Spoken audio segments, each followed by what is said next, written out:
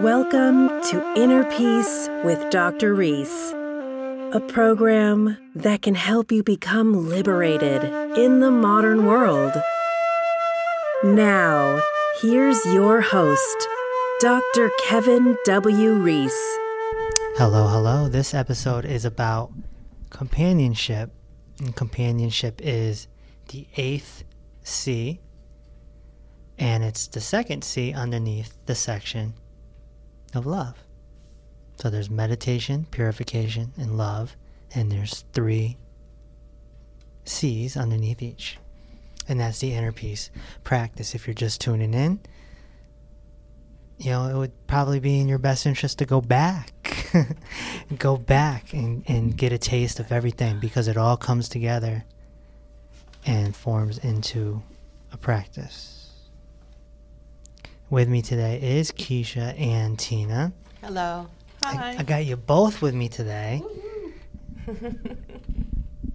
And so companionship, what's the first thing you think of when you think of that word? Companionship, like people, like friends. Like a relationship. Yeah, a close relationship. Somebody that you're with a lot. Mm-hmm. Your husband. Mm-hmm. Your kid. I think of it as when I'm older, I want companionship. Right. Okay. Well, yeah, I think the whole section of love in general, people view it as marriage or, being with a partner. But that's not really what it is. And so companionship really breaks that down. Companionship is, in most cases, it's bonded by commonality. Let's say you were a traveler. Maybe you live in an RV and you travel from place to place to place to place. And one place, you're only there for a month, and you meet 2 people that you have a lot in common. And so you hit it off with them, and you have that companionship. And then, boom, you move on to the next place and you meet 2 new people. Mm-hmm. And you might have something in common with them and you hit it off with them. But the 2 people that you met before, now maybe you get their number and you stay in contact, but maybe you don't. Either way, it was companionship for that time. So companionship isn't necessarily something that's long. You could be, and right back to hospice. Yeah. Hospice. True. Okay. Being a hospice volunteer, I mean, it's not for a long period of time. Mm-hmm. You're, a companion for however many weeks or months, and then that's it. There's something about commonality that brings people together. And this happened to me a few weeks ago. I brought my car in to get fixed, and I saw the mechanic had a New York Giants thing, and I'm a Giants fan, so I was like, yeah, so boom, 15-minute conversation, right? Otherwise, I would have been like, thank you, see you later. But we had an extra 15-minute conversation based off of this one commonality. I'll probably never see this guy again. So for 15 minutes, we had companionship. We had a common purpose in a conversation. And this happens throughout our life. Companionship might be able to be something a little longer. Friends. But remember, commonality is the glue. But do you really need to have something that much in common to be, a true companion? Remember, our purpose is to achieve inner peace. Oh, yeah, true. So if you're spending loads amounts of time with someone that you have nothing in common with, and it's kind of an abrasive relationship, then that's not inner peace. Okay, so that's conflictual. Okay, but Yeah. But as a hospice volunteer, as you Mhm. know, Yeah. even I'm a former hospice nurse. Right. I didn't have anything in common. In common, right. With, well, I guess we had a common goal. Right. I guess if you want to say that. Sure. But like to say that we had anything really in common Right. personally, no, we Right. did not. Right. The only thing that I guess you can say the common goal was to achieve that their family died with dignity. Right. And every now and again you might hit it off with a patient, right? Mm-hmm. Every now and then I did hit it off with a patient. Yeah. If they were awake and alert. Right. And oriented, but Right. but if they were not, it was Right. I had probably more relationships with, if they were in a nursing home, I had more relationships with the actual people that were working in the Right. facility. Right. Or their families. Yeah, or their families. Yeah. Right. So companionship is important. Think about all the seniors that go to senior centers. Mm-hmm. What are they going there for? Companionship. They're finding people. Yeah. They're meeting people. That's why they're susceptible to telemarketers and scams and stuff, because they just want to talk to somebody and they get that companionship even on the phone. They're lonely. Yeah, I never thought of that. Yeah, maybe, perhaps, yeah. We see, I see this at the ashrams and the monasteries. You go to an ashram or a monastery, you have something in common with all of them, because it's not a place that a normal person goes to. So it's like automatic, right? There for a common purpose, which you just said for the hospice. It's kind of a similar thing. There's a common purpose there. Yeah. You know? Isn't it interesting? How does this relate to our friends? Sometimes we have friends that aren't companions. And that's why it doesn't say friendship, it says companionship. There's a difference. There's a difference. You might have a friend that you've been friends with for 30 years and you just don't have much in common, or you grew apart. And in that case, they're more like a cousin. Now they're like a cousin. Yeah. And you see them You at just the gotta reunion. keep them around because Right. you've known them forever. Right, Yeah, right. A couple of those. Now they're like family, and they're just a cousin. You see them once or twice a year, and you fulfill your Obligation. your obligation, right? But a companion, Somebody you enjoy being around. a companion, somebody you can hop on the phone with and talk for an hour. For an hour. Yeah. A companion is someone that you can put in time with, because there's commonality there that glues it together, and you actually enjoy it. Yeah. That's the difference. And that is a big part of the section of love in this inner peace practice. Part of having peace is having people that you can really enjoy. Now, I noticed that with my friends. I mean, I got a solid 10 friends that I've known forever, you know. And I talk to 2 or 3 more than I talk to the other 7 or 8, you know. So it's just a commonality. When you're young, you got everything in common. Yeah. You're riding And bikes. everyone is your best friend. You just got your driver's license. Yeah. You know, you're trying to hook up with the opposite sex. You got stuff to talk about. Everything is because you're on the journey together. Right. And you get into your 30s and 40s, and you know, Start growing. you start growing.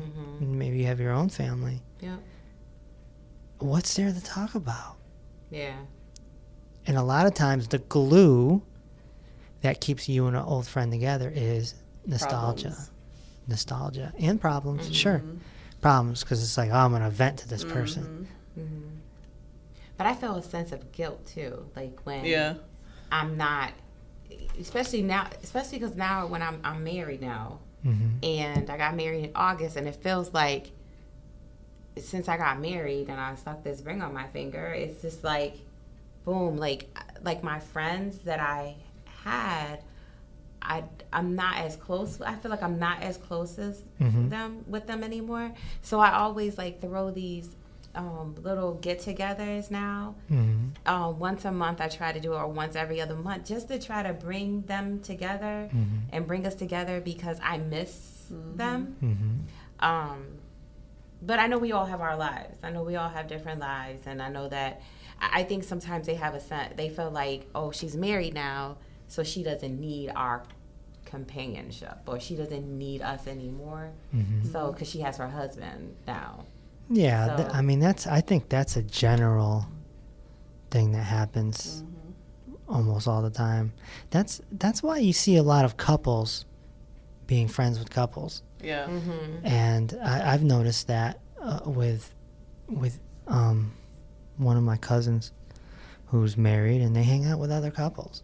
They're new companions that they've met.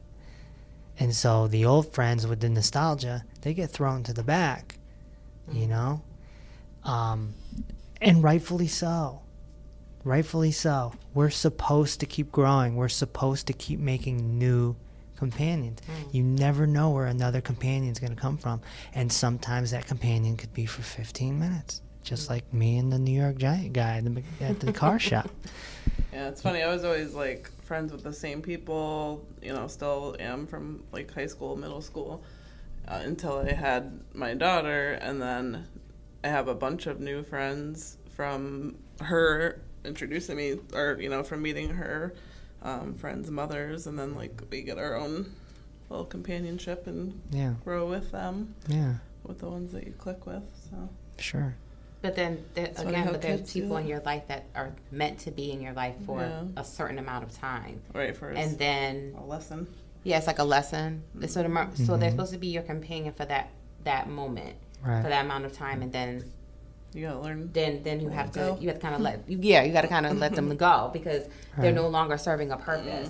It sounds kind of bad though, like it's like you can wish them well still, and still have love for them and everything, but say bye. Well. But it is hard. As your interests change, your companions should change. Will change too. So, if you start getting really serious about spirituality, then if you go to church every Sunday, you're going to meet new companions, and you're going to have something in common with them, and it'll grow. If you go to a Zen monastery or an ashram, you're going to meet people. You're going to meet people. It's just how it goes. If you go live in a commune type environment, in a community, you're going to meet people. You're going to grow with people. And the people that you had as companions back home or whatever, they sort of get pushed to the back, because it's all about what you're doing now. It's all about the present. I actually have a friend who's mad at me right now for that. She says that I replaced her with people that she sees the pictures of me at the gym with new people, and she says I replaced her because I originally met her at the gym 10 years ago. Yeah. So she's actually like upset with me over that. I'm like, well, is that a guilt trip, or is she legit? No, she really is, but okay. I'm like, well, I don't know, you're not replaceable, but I can get new friends and different hobbies. Right, and that happens if you go to a gym often. You might. You're not going to hang out with somebody that you sat there and ate bad food with before. Right. Things just change. Right. As you change, your companions will change. Yeah. That's just it. Now think about the whole transition of eating.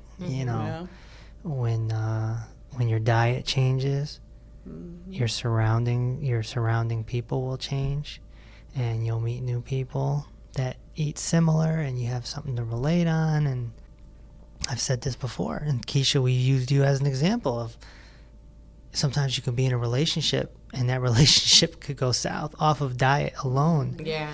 And that's what started my demise. Yeah, and so. Yeah, that was mine too. Yeah. Prior to me getting back with Mike, I was with another Mike. Oh well. And you love Mikes. Yeah, I know, right? And he said that. He says it was basically because he was like, because he felt like I was watching what he was eating, and that I would see what he was eating, and he felt kind of bad because I was eating a certain way, and then he said, I can't help but to what did he say? He didn't say hate, but it was something like that. I can't help but to hate on you for you know, doing that. You know, you're eating this way, and you know, you're going to become this other person, right. And then you're not going to, you know, want to be with me anymore, and all this stuff. So it was kind of weird. And you're not the only one. I saw it happen a bunch of times with clients, and that's why I always kind of joke around that, you know, diet is the new religion. If two people that were hardcore Christians got married and then one of them converted to Islam, it would be probably an issue. Right. Yeah. Probably a deal breaker. So if two people that eat chicken wings and pizza and get together and they form their relationship on that, and then someone says, "Nah, I'm going vegan," or, you know, I just want to eat fruit, then that could be a problem. You know what's funny too? He saw my relationship crumble. Yeah, mine too. Demise. He saw mine too. He saw it like he saw a bunch of people. like he saw it like it was. He said, "Don't be surprised if." Now, does your husband now eat like you? No, he doesn't. But that's how I feel now. Like I don't. But he's not. It's not an issue for him. It's not an issue for him. He does partake in, like, if I'm making something or whatever. He likes the stuff that I make, and he'll you know, he'll eat it and everything. But he's not like trying to go in this direction. He likes to eat what he eats, and that's it. But it doesn't. But he understands and respects what you eat. He respects what I eat, that's right? A big so difference. it's not like he's all for me doing what I need to do, and you know, with my eating and what I do and stuff. He's all for that. Like, he's very supportive of that. So, right. The common, and we see divorces happening because one person grows in a different direction, right? And that companionship goes down the drain. Yeah, that's what it's all about when relationships, you know, marriages, that type of relationship works out well, is if you are lucky enough to grow together. Yeah, well, all ships can sink. Right. Relationships, friendships, companionships, ships sink. Titanics. like Titanic. Yeah. So, but companionship is really important to this inner peace thing, and one of the positives of social media is groups. Facebook groups have become a very big thing over the years, and so a lot of people can get into a group and meet all sorts of people, and there's commonalities, and you know, even my old dad, who doesn't have any companions, he goes in because he's an ex, you know, tradesman, ex-electrician. He found it. I suggested it to him like 5 years ago. Find a Facebook group, you know. He has a little electricity group, and he goes in there, and he you know, he makes fun of the young guys. These young guys, they don't know what they're doing. But he's in a group. So I have a group that I'm in I love it so much. It's ravers from the 90s in New England, and like we all talk on there, and we can relate to. Because ravers were like the hippies of the 90s. People think of it in bad ways, but it wasn't like that.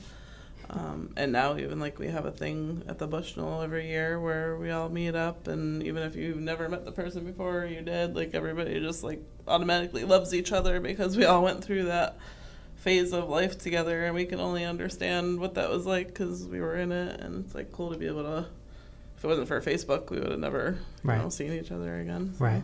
Right. There's people from middle school I talked to that I would have never seen again. Sure.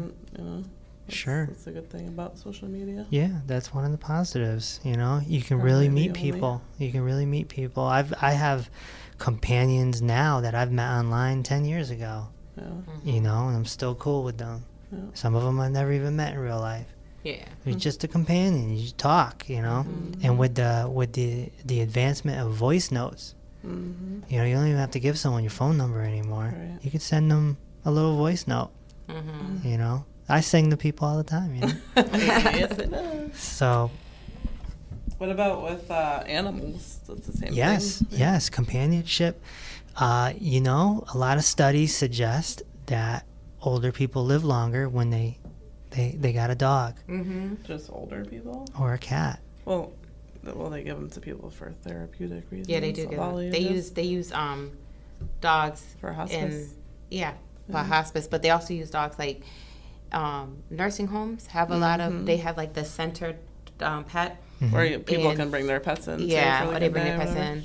But the recreation person is usually the person that's in charge of the dog or whatever, but they bring the dogs in for therapeutic stuff for the residents that are there, that are living there, because, you know, a lot of them don't have families that come and visit them, or some of them can't get out of bed, so they bring the dog in, and as long as they get, obviously, consent from the patient, you know, the dog can come in a room and visit them, and sometimes they even, you know, let the dogs, you know, get up on the bed with them so that they can give them a little snuggle, and even that helps them. It really is. It helps therapeutic. them. Yeah. They can help people's health, because some people don't have friends. They don't have other companions, and that's what they got. They got their dog. And when their dog passes away, it's a major, it's a really major grieving process. My sister and my brother-in-law, when their dog passed away, it was devastating to them. They didn't even, they're not ready. Like, he's been gone for about 3 years. They're not even ready for another dog yet. Right. Not at all. Because they're like, you know, that was hurtful for them. And especially because my sister didn't even want him in the first place when they first got him, and then he grew on her because she, you know, when she was sick, he would just climb up on the couch with her, on the bed with her while she is sick, and he would, you know, was there with her, and she didn't take it too well. Like it was really devastating to her. Yeah, I have a friend who he doesn't have a lot of friends. I'm probably his closest friend, and he has like 2 sisters and his parents, and that's about it. He's not like a very social person, and he had a dog and for like 5 or 6 years, and then the dog, we had to put it to sleep. I actually like dropped everything I was doing to go to Rhode Island to be there with him, because I knew it was going to be devastating. And after that, it made him like just totally lose his mind. Right. So you see how people are searching for companionship. Yeah. Now, when it comes to the inner peace practice, it's important to keep companionship circling. You don't just have 2 companions and say, oh, these are my 2 companions. That's not how you get inner peace. You have to keep growing, and you have to keep connecting with people. Connection is the cure, so to speak. You got to keep connecting with people. And you got to keep, it's part of being human, is to be able to relate with somebody. It doesn't mean that they have to become a part of your family. It doesn't mean they even have to come over for dinner. People have this misconception because they have it in their head that you have a friend and they elevate the family status. And then family status is you can come to my house and eat dinner and you can know my kids. No. That's not companionship. That's not companionship. Companionship is just when you have something in common with someone and you enjoy it. It's that simple. You know, another term that goes with this, that's part of companionship, if we're playing with words here, is fellowship. And the definition of fellowship is friendly association, especially with people who share one's interests. Now, what's the definition of companionship? It's a feeling of fellowship or friendship. The key word there is a feeling of. In other words, this person, this companion isn't necessarily a friend. They're a companion. It feels like a friendship. But it can last 15 minutes or 15 years. You see the difference? Friends bring drama. Every relationship brings drama. Companionships don't bring drama. Is that because you keep people who are your companions at arm's length, and so therefore they don't, you only allow them in but so much, and that's it? You could make a case for that. Mm-hmm. You can make a case, but obviously there's different levels, like we talked about with dogs. A dog is a companion. The dog brings drama in the sense that it's going to die. It's going to bring drama. It also may bring drama in the sense that it might Pees on the floor. Yeah, pee on the floor, and you're like, oh. You know, whether it's drama or not. If you're constantly arguing with somebody, then obviously that's toxic, and you shouldn't continue that and move on. If you're arguing with someone, then it's probably a relationship. Yeah, it's or probably a friendship. It's not a companionship, he's saying. It's probably a relationship at that point. Yeah, I'm trying to emphasize that companionship is something different. Because companions you won't argue with. Companions you're not gonna. No. You're not gonna. They're not going to. They're not people who are gonna make or break you. No. When you start divulging information about yourself to someone who's your companion, they're no longer your companion anymore. They're now you think your friend, quote unquote. So then your friend can't be a companion? Your spouse can't be a companion? Well, some friends are companions. I mean, we're just playing with words here. Right. You remember, words are useless, pretty much. They're complicated. And so, the truth is always in silence. So if you want to know who your companion is, you go in the silence. You go in the conscious eye, confinement, centered mind. You go into the meditation section, and that's what balances out the love. Why? Because meditation is your inner life, and love is your outer life. So this goes back to the seminar where I was saying there's an inner life and an outer life, and it's this balance between the inner and the outer, meditation and love. So companionship is for your outer life, and it helps you with that balance. It helps you enjoy your existence. So if you have friction with someone, and it's, let's just say, not to put rules on it, but if it's more than a one-time occurrence, because maybe you can get aggravated with someone once or twice, but if it's a normal occurrence, that's not your companion. It's not your companion. Yeah. That's a friend or a family member or some sort of relationship that has become toxic in some sort of way. Companions don't become toxic. Yeah. It doesn't happen. To help you enjoy life, because you want to talk football with that person, or you want to talk spirituality with that person, or you enjoy hiking, right? If you enjoy hiking, well, you can probably find a hiking group on Facebook, or go to meetup.com. You can join a hiking group, and you can go hiking with 5-10 people, and a few of them you'll probably become companions with, off of the commonality of hiking. And like you said some minutes ago, Keisha, you're not letting them into your world. Yeah. You're not letting them in. They don't need to come over for Sunday dinner. Right.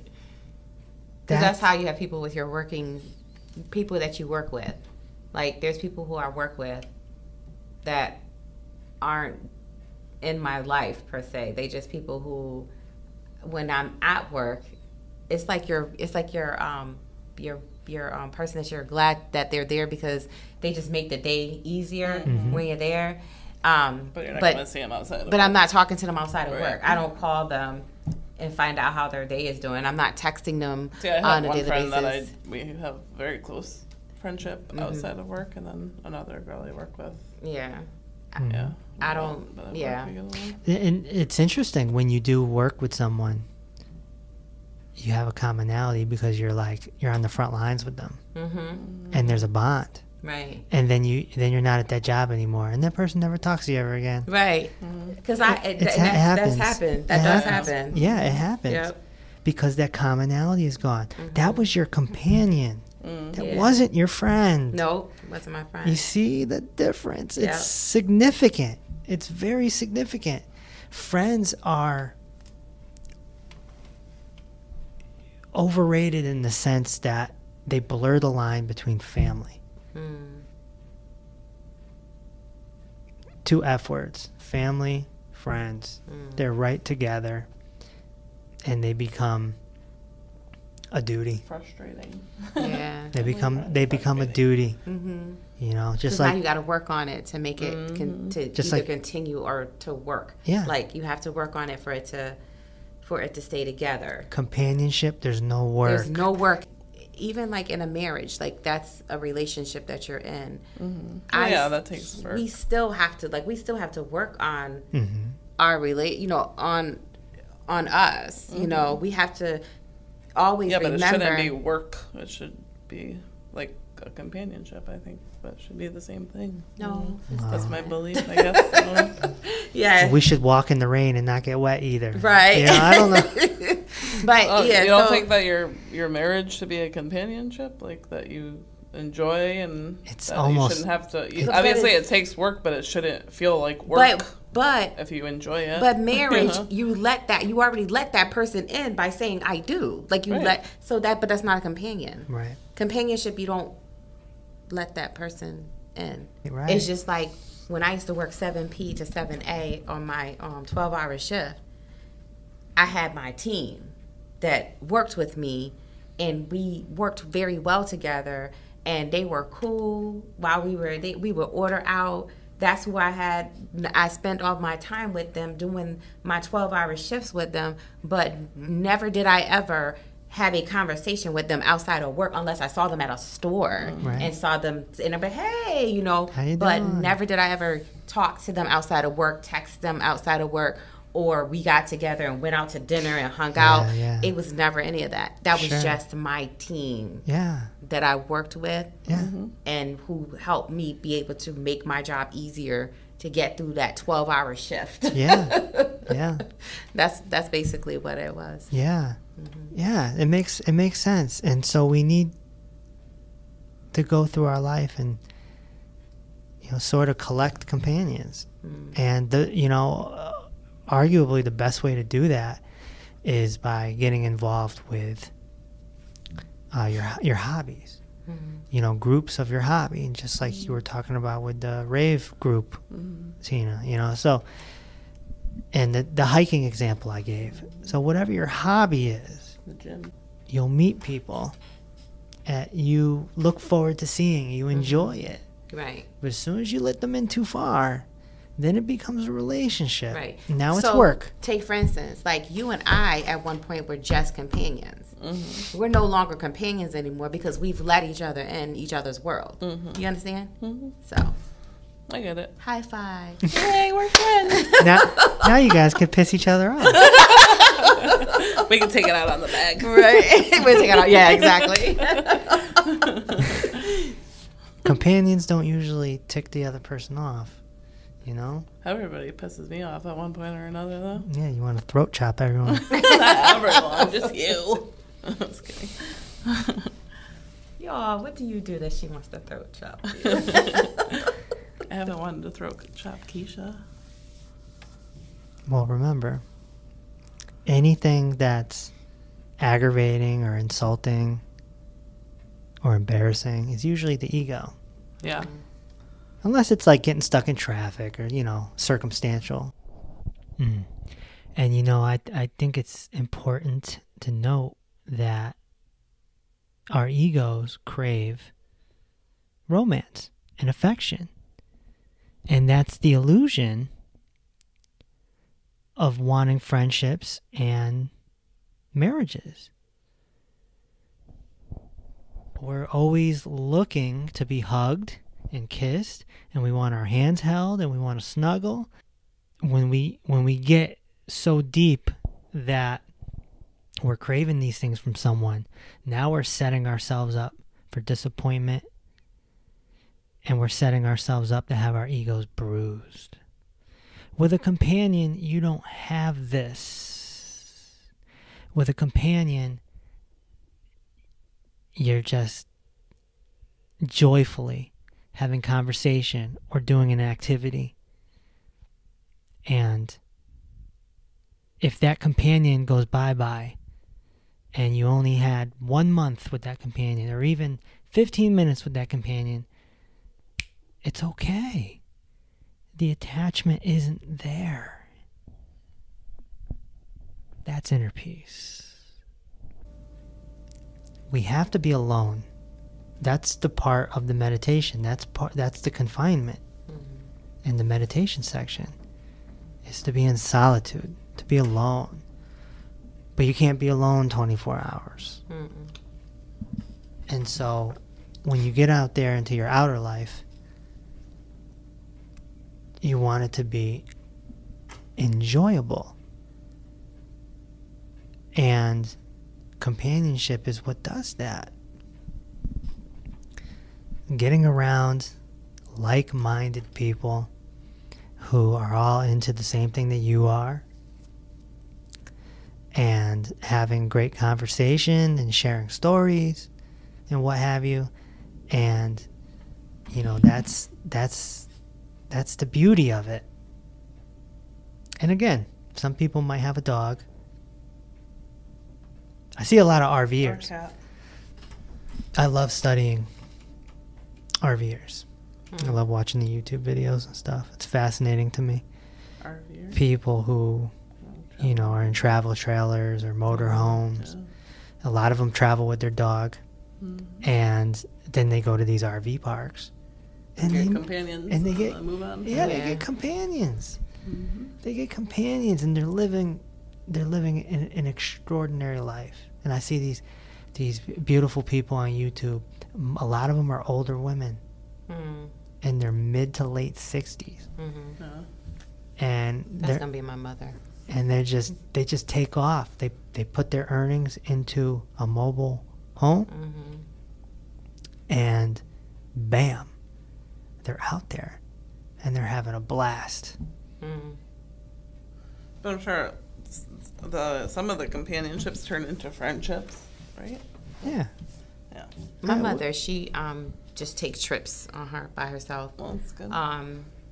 Like she'll go, like she's gone to Martha's Vineyard with the senior group. She comes back, and that's it. Like she doesn't see them again until the next trip.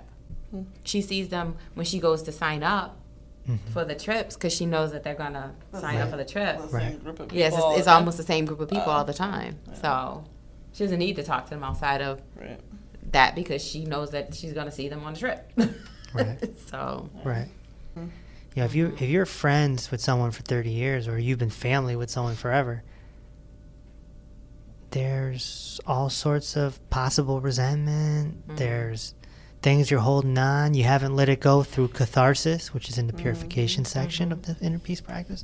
And so you're holding on to things, and it gets tricky. And with companionship, it's just, hey man, we're just connecting right now. See you next Thursday, you know? Right. And it's just, you know, it's a really beautiful thing. Pictures. Here's a form of companionship you probably didn't think of. Escort service. What? Oh, well, yeah. Well, I guess. even though it's paid, it's still companionship. Yeah. I know, right? And, Yeah, but a lot of the time they're doing more than just companionship. Sure. If you look at the rules of an escort service, like you're paying for someone's time, Yeah. there are men out there, usually in their 50s or 60s. Some of them don't even want to have sex. Yeah, they just want pay companion. for the woman To come hang out with them. to come hang out. Sometimes they bring them. event, They'll bring them to an event. dinner or whatever. Yeah, I knew a girl out in Los Angeles who was approached by a guy who tried to recruit her to join his stable of like companions for hire. And he had a clientele of rich men who hired beautiful young women in their 20s to, you know, be their companions and go out with them to black tie affairs and galas and maybe even weddings and stuff. So they needed a date, you know, and they wanted to have the trophy on their arm, but also they wanted to be able to talk to someone and ride in the limo and the nice car. And a very interesting dynamic. People are searching for companionship. Not everyone is able to, some people aren't very social. and they're not out there. So what do you do if you got money and you're not very social? You probably just buy it. No different than sex. Now, we can get it without paying for it, obviously, by finding groups and finding things through your hobbies and stuff. So you'll naturally collect companions throughout your life as long as you're not sitting in the house and being a hermit. Unless you're finding them online in Facebook groups or whatever. But we want to collect these companions. A very important part of your outer life, and definitely falls under the category of love. Because not only will you have love for that person, but you'll gain more love for your life and for yourself. You'll get a feeling, I can't wait to see this person. We're going to talk football. I can't wait. All right. I can't wait to see this person. We're going to play chess. So if you want that inner peace, there it is. The first section is meditation, conscious eye, centered mind or centeredness, confinement. Then there's purification. What's under purification, Keisha? Clean living, catharsis, charity work. Yep. And then there's love. There's childlikeness, companionship. And the next podcast episode will be celebration.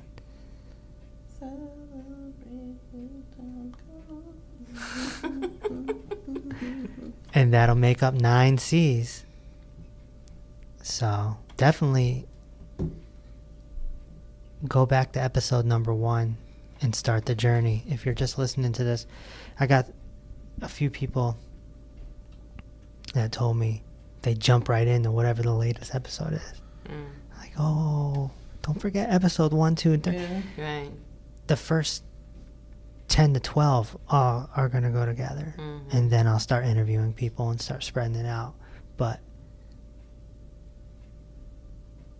that inner peace practice is definitely based on these 9 episodes plus the seminar. So that's 10 episodes. If you're looking for more info, go to drreese.com. That's doctor spelled out. Be sure to find me on social media. It may not be me. It might be someone else running the page, but I'll get the message somehow. Instagram, dr.reese. Facebook, Dr. Reese. All right, we'll see you on the next one. Celebration. Walk with peace. Thanks for listening to Inner Peace with Dr. Reese. If this episode opened your heart, feel free to share on social media and tell your loved ones. Also, be sure to subscribe so you never miss an episode. Until next time, may peace be with you.